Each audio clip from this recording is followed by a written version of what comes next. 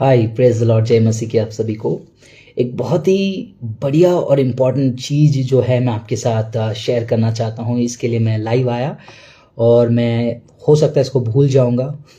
ऐसे इंसिडेंट्स दिमाग से जल्दी निकल जाता है, लेकिन मैं सोचा कि आपके साथ ये शेयर करूं। अगर आपको याद है, 1-2 साल पहले मैंने कोलकाता के एक स्ट्रीट में एक व्यक्ति को मिला। ऐसे मैंने आपको एक टेस्टिमनी शेयर किया था। वैसे ही कुछ कल हुआ। ये हुआ मुंबई में, ठीक है। बहुत ही औसम चीज़ है और ये सुनकर आप प्रार्थना में याद रखिए इस चीज़ को, इसीलिए मैं शेयर कर रहा हूँ।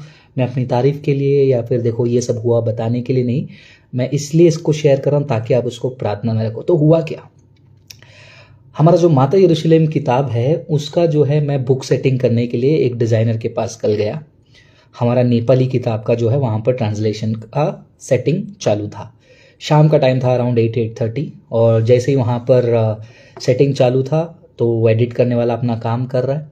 उतने में एक व्यक्ति वहाँ पर बैठा था। वो बोला कि अरे मुझे नेपाली आता है, मैं तो नेपाल में रह चुका हूँ, ऐसा ऐसा कहा। ठीक है, नेपाली अगर आपको आता है। तो मस्ती मजाक में थोड़ी बात शुरू हुई। मैंने कहा बताओ क्या लिखा है किताब में, वो क्या कवर में क्या लिखा है। तो उन्होंने शुरू किया ये बोलकर कि हाँ ये क्रिश्चियनिटी के है ना, कन्वर्ट करने के बारे में। तो थोड़ा सा मुझे शुरुआत थोड़ा सा अच्छा नहीं लगा। मैंने बोला यार ये ऐसे बात कर रहा है, तो मैंने कुछ बोला नहीं। मैंने उसको पूछा अच्छा कन्वर्ट करने का, तो वो एडिट करने वाला भी थोड़ा हंस रहा था, बोलता है अभी कुछ तो बात होने वाली है यहाँ पर। तो मैंने बोला ठीक है, कन्वर्ट कौन होता है यार। तो उसने बोला कि अगर मुझे भी कन्वर्ट करके कुछ मिलेगा तो बोलो, मैं भी कूद जाऊँगा क्रिश्चियनिटी में। तो मैंने बोला कन्वर्ट करने से क्या है मतलब। बोले नहीं नहीं, कन्वर्ट करेंगे तो ये मिलेगा वो मिलेगा, कुछ मिलेगा क्या। तो मैंने बोला देखो भाई, अगर कन्वर्ट करके कुछ मिलता तो इंडिया में 2% क्रिश्चियन नहीं होते, और जो जिस जगह पे तुम बैठे हो इस इलाके में बहुत सारे क्रिश्चियन रोड पे ठेला भी लगा रहे। सो आर्थिक बेनिफिट किसी को मिलता नहीं है क्रिश्चियन बनने से। करते करते फिर वो बीच में से उठ के गए, फिर वापस से आके बैठे, फिर बोलने लगे कि उन्होंने अपना जो है बैकग्राउंड बताना स्टार्ट किया। अब यहाँ तक सब कुछ नॉर्मल दिख रहा था, ऐसा लग रहा था कि कोई रेजिस्टेंस है, लेकिन आगे जो हुआ उस बात ने मेरे दिमाग को ठंडा कर दिया और मैं मतलब चौंक गया। मतलब I was shocked, I was cold. मतलब यार ये क्या सुन लिया मैंने। वो व्यक्ति कह रहा था कि मैं इस्लाम ट्राई कर चुका हूँ, मैं हिंदुइज्म देख लिया, मैं बुद्धिज्म भी देख लिया, कुछ भी सही नहीं लग रहा मुझे, सब कुछ गलत लग रहा है। मेरा एक दोस्त है जॉन, उसने, वो कैथलिक है, वो क्रिश्चियनिटी के बारे में बताया तो मैं क्रिश्चियनिटी को स्टडी करने लगा। तो क्रिश्चियनिटी भी मुझे बहुत बहुत सारी चीज़ें जो लोग बोल रहे हैं वो लोग किताब में लिखी नहीं है, लोग अपनी मन का बातें बता रहे हैं।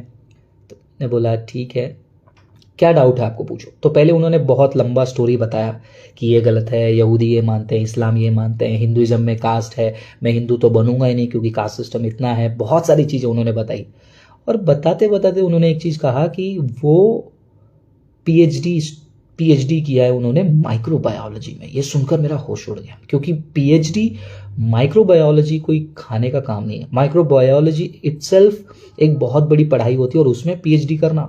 उन्होंने जो कहा मैं बता रहा हूँ, और कह रहे थे कि जो बाजू में बैठा उसको भी पूछ ले।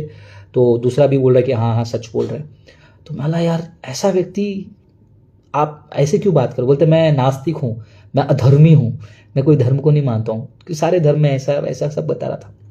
तो मैंने बोला ठीक है, अगर क्रिश्चियनिटी से रिलेटेड आपको कोई सवाल है तो आप पूछिए, मैं बताने की कोशिश करूंगा। तो उन्होंने बहुत सारी चीज़ें बताई बताई बताई बताई, फिर ये गलत वो गलत। फिर मैंने क्या किया, मैंने कहा कि चलो मैं आपको क्रिश्चियनिटी के बारे में कुछ बताता हूँ, क्यों ये अलग है, थोड़ा सा सिस्टमैटिक और हिस्टोरिकली मैं शेयर करना चाहता हूँ। तो जैसे मैं बताने के लिए एक पॉइंट शुरू कर रहा हूँ, वो मुझे टोक रहे हैं, मुझे कट कर रहे हैं, बोलते ऐसा नहीं है वैसा नहीं है। मैं कुछ वचन निकाल के दिखा रहा हूँ, बोलते ऐसा नहीं है वैसा नहीं है। तो मैं समझा कि ये जो है ना, इंटेलेक्चुअल सवाल को लेकर कंफ्यूज नहीं है, कुछ और बात है।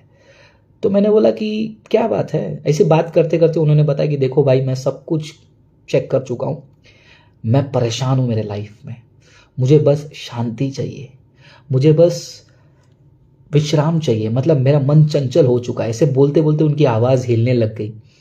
फिर उन्होंने अपना दुख भरा स्टोरी शुरू किया। उन्होंने कहा कि किस प्रकार वो कितने बड़े पोस्ट में थे, कितनी अच्छी सैलरी थी। उन्होंने कहा कि मैं सेलिब्रिटी लोगों का टेस्टिंग वगैरह मैं करता था। उन्होंने कहा कि एक कपिल शर्मा का जो कॉमेडी शो आता है उस शो में भी मैं आया हूँ। मैं स्माइल किया, बोला कि झूठ नहीं बोल रहा हूँ, चाहिए तो यूट्यूब में डाल के चेक कर लो, ऐसा करके उन्होंने बोला। तो मैंने बोला ठीक है, अब इतना बोल रहे तो सुन रहा हूँ, बताइए। तो बताते गए, उनकी वाइफ ने उनको छोड़ा। ऐसे बहुत बड़ी दुख भरी कहानी उन्होंने बताई, और वो बोलते बोलते उनकी आवाज़ लड़खड़ाने लग गई, बोलते बोलते वो हिलने लग गए और परेशान होने लग गए।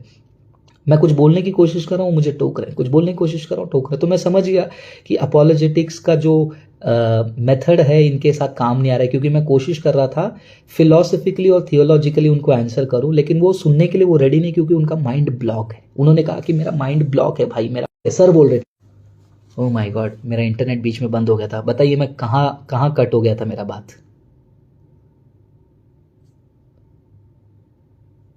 कहाँ पर मेरा बात कट हो गया था? लास्ट क्या सुना आपने बताइए, क्योंकि मैं नहीं चाहता हूँ कि ये चीज़ मिस हो जाए। लास्ट क्या सुना था आपने? बीच में किसी ने मुझे कॉल किया, इसकी वजह से मेरा नेटवर्क डिस्ट्रैक्ट हो गया था। क्या सुना आपने? लास्ट क्या सुना आपने? कमेंट में बताइए प्लीज़।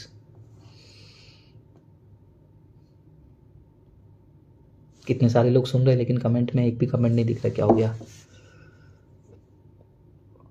हाँ, माइंड ब्लॉक। उन्होंने कहा कि मेरा पूरा माइंड जो है ब्लॉक हो गया है और मुझे आज़ादी चाहिए, मुझे मुझे ऐसा करके हिलने लग गए। मैं बोला एक मिनट एक मिनट एक मिनट, कुछ बात नहीं करना है, कुछ बात नहीं करना है। एक काम करता हूँ, क्या मैं आपके लिए प्रार्थना करूँ? तो उन्होंने कहा हाँ, मेरे लिए प्रार्थना करूँ। तो मैं वो एडिटिंग वाले को बोला कि भाई इफ़ यू डोंट माइंड, क्योंकि मैं उनके ऑफिस में बैठा हूँ, हाँ, जो एडिटिंग चालू है उनके ऑफिस में बैठा, वो भी एक हिंदू है। बोला भाई तुमको अगर कोई दिक्कत नहीं तो मैं प्रार्थना करूँ? बोला हाँ करो करो, कोई दिक्कत नहीं। तो मैंने वो भाई के दोनों हाथ को पकड़ा। जैसे ही मैंने उनके दोनों हाथ को पकड़ा, उन्होंने मेरे दोनों हाथ को इतना स्ट्रांग पकड़ा, मैं समझ गया कि ये व्यक्ति बहुत टूट चुका है। और जैसे ही मैंने, हे हमारे स्वर्गीय पिता तूने जो हमसे इतना प्यार किया, बस ऐसे एक दो लाइन जैसे मैंने बोलना शुरू किया, वो इंसान फूट फूट कर रोने लगा, फूट फूट कर रोने लगा। बहुत रोया, वो कंट्रोल नहीं कर पा रहा था, रोते जा रहा था। और मैंने प्रार्थना किया कि प्रभु इस भाई को आप जानते हो, क्योंकि ये मैंने आपको शॉर्ट में स्टोरी बताया, लंबी डिस्कशन थी। उन्होंने कहा कि मैं रात को सो नहीं पाता हूँ, मेरे पास पैसे की कमी नहीं है, मेरे पास ये है, मेरे पास वो है, लेकिन मैं सो नहीं पा रहा हूँ, मेरे को नींद चाहिए। और मुझे पता है कि ये बीमारी है, ये डॉक्टर ठीक नहीं कर सकता है, ये ठीक केवल धर्म कर सकता है, लेकिन कौन सा है वो मुझे नहीं मालूम। मैं सबके पास जा रहा हूँ, कुछ नहीं मिल रहा है, कुछ भी नहीं पता चल रहा। मैंने बोला रिलैक्स, मैं प्रार्थना करता हूँ। प्रार्थना करते गया, वो रोते गए रोते गए रोते गए। फिर प्रार्थना करते करते वो एकदम, ही वॉज सॉबिंग लिटरली। और मैं कुछ 5-6 मिनट प्रार्थना किया, फिर उनको गले लगाया। गले जैसे ही मैं उनको लगाया, वो एकदम स्ट्रांग मुझे गले लगाए, फिर से रोने लगे। फिर उसके बाद उन्होंने अपना आंसू पोंछा, फिर बोले कि मैं नीचे जा रहा हूँ, मैं नीचे जा रहा हूँ। मैं चला गया उनके साथ नीचे। नीचे जाकर थोड़ा टाइम उनके साथ मैंने बात किया। वो रोते रोते हुए बोल रहे हैं कि फ्रांसिस, सर बोल रहे थे। मैंने बोला मुझे सर मत बोलो, भाई बोलो, मैं आपका भाई हूँ। तो उन्होंने बोला फ्रांसिस भाई मुझे नींद चाहिए, मैं तड़प रहा हूँ नींद के लिए। मैंने बोला कि देखो आज रात को आप ऐसा नींद आप सोएंगे जिसके लिए आप तरस रहे थे। मैं प्रॉमिस करता हूँ आपको, मैंने प्रार्थना की आपके लिए और यीशु मसीह आपको वो विश्रांति देंगे। मैंने, वो एकदम अनाथ फील कर रहे थे, तो मैंने काफ़ी सारे वचनों को निकाल कर बाइबल में से उनके साथ शेयर किया, यीशु के प्रेम को शेयर किया, यीशु के अनुग्रह को शेयर किया। और जब जब मैं यीशु के प्रेम को बोल रहा था, जब जब यीशु के अनुग्रह को बोल रहा था, वो टूट कर रोने लग गए। काफ़ी टाइम में उनके साथ बात किया, वापस से उन्होंने मुझे गले मिलाया सड़क पर और कहा कि थैंक यू भाई। मैंने अपना नंबर दिया उनको, बोला कि कभी भी हो आप मुझे कॉल करना। ऐसे थोड़ी बहुत बातचीत हुई हम लोगों का, मैंने उनको थोड़ा बहुत समझाया, फिर उनको कहा कि चलो मैं चलता हूँ, वो भी चले गए। ये बात है रात को 11 बजे के आसपास की। यू नॉट बिलीव, आज शाम को लगभग 4-4:30 बजे वो भाई साहब ने मुझे फ़ोन किया। Praise God. उन्होंने क्या कहा पता है? सुनकर मैं पूरा खुश हो गया, प्रभु का धन्यवाद करने लगा, और इसीलिए मैं शेयर करने के लिए अभी लाइव आया हूँ। उन्होंने कहा फ्रांसिस भाई कल रात को मैंने ऐसा नींद सोया, मैं पूरा फ्रेश हो गया, मैं पूरा हल्का हो गया, मैं पूरा फ्रेश हो गया। अब मैं अपनी ज़िंदगी को यीशु के हवाले कर दूंगा, अच्छा हो बुरा हो यीशु के हवाले। मुझे चर्च जाना है फ्रांसिस भाई। कहाँ है चर्च? मैंने बोला संडे मिलेंगे, संडे आपको लेकर चलूँगा। तो नहीं नहीं नहीं, संडे बहुत दूर है, अभी 1-2 दिन में कुछ है क्या? मैंने बोला अभी तो मैं मुंबई में नहीं हूँ, मैं बाहर हूँ, लेकिन आज बुधवार है, मैं आपको एक जगह पे ज़रूर भेजूँगा। बोलते नहीं नहीं आप भी आओ। तो मैंने बोला ठीक है मैं मिलूँगा आपको। लेकिन उन्होंने जो कहा आज, मैं एक ऐसा नींद सोया जिसके लिए वो तड़प रहे थे। आमीन। और उन्होंने जो शब्द कहा वो मेरे कानों को इतने ठंडक पहुंचाए कि मैंने अपने जीवन को यीशु के हवाले दे दिया। जो भी हो, अच्छा हो बुरा हो, वही मैं पूरा का पूरा यीशु को अपना जीवन देता हूँ। उन्होंने ये निर्णय जोश में लिया या फिर जो उनको प्रार्थना से सुकून मिली उससे लिया, मैं नहीं जानता हूँ। लेकिन इतना जानता हूँ कि पवित्र आत्मा ने उनको स्पर्श किया, क्योंकि वो कल पूरी तरह टूट कर रोने लगे।